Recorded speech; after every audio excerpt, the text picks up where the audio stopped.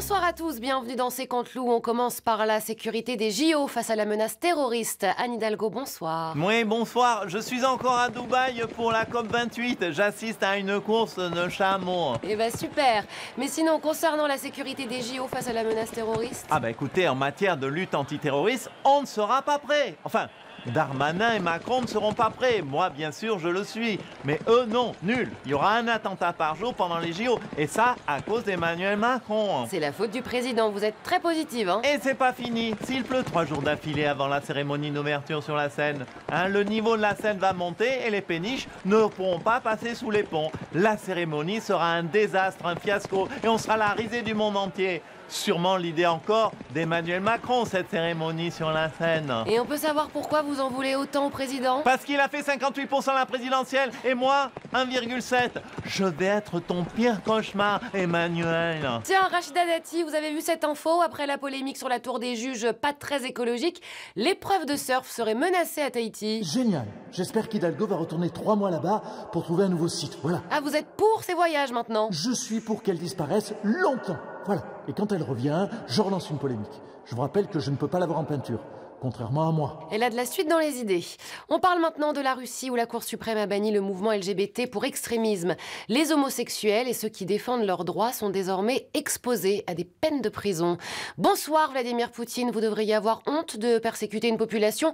Vous pensiez que ça allait passer sans scandaliser le monde? Da, pour être honnête, oui. Je me suis dit, Vladimir, le monde entier les yeux rivés sur Gaza, c'est le timing parfait pour faire passer petite loi contre les dépravés. Et depuis 2013, la loi russe bannit les relations sexuelles non traditionnelles.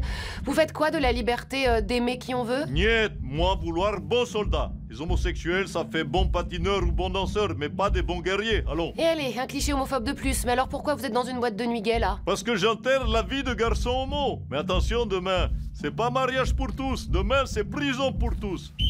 Allez-y les gars, tous au newf. No comment.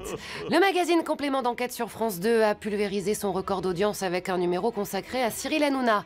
Tout de suite, l'avis d'une de ses chroniqueuses, Ségolène Royal. Regardez.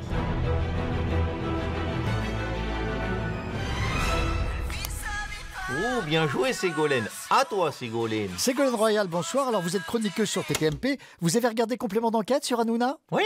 Alors, dans ce complément d'enquête, on apprend que Cyril Hanouna dicte par texto à ses chroniqueurs ce qu'ils doivent dire. Non, non, c'est faux. Je dis ce que je veux. Un instant. Texto de Cyril, dit que François Hollande est infidèle. Mais écoutez, je m'exécute. François Hollande m'a fait cocu et il a brisé ma carrière. Cyril Hanouna vous a vraiment envoyé ça? Non, mais je ne me lasse jamais de dire ça dans les médias. Tiens, pendant qu'on vous tient, vous qui étiez la grande maîtresse de cérémonie de la COP21, ça doit vous faire mal de voir cette COP28 à Dubaï. Vous savez, en 2015, j'étais ministre de l'écologie. 8 ans plus tard, je suis chroniqueuse sur TPMP et la COP se passe à Dubaï. Vous savez quoi? La vie, c'est de la merde. Faut pas vieillir. Tiens, bah après l'ex-femme, le mari, François Hollande est notre invité ce soir. Bon, Perrin, on y va, là? Mais ça va, 2 secondes, et j'ai des ampoules. François Hollande, bonsoir. Le rapport PISA a montré que le niveau des élèves baisse en France. Ben, vous tombez bien, Hélène. On a que des galères depuis ce matin. On a pris des balles dans le réservoir, du coup, on n'a plus d'essence, et là, maintenant, voilà, on est obligé de marcher dans le désert mexicain. Ah bah quelle poisse. Bon sinon, quand vous étiez président, vous aviez donné une tablette pour chaque élève en classe de 5e. Oui, c'est une immense fierté.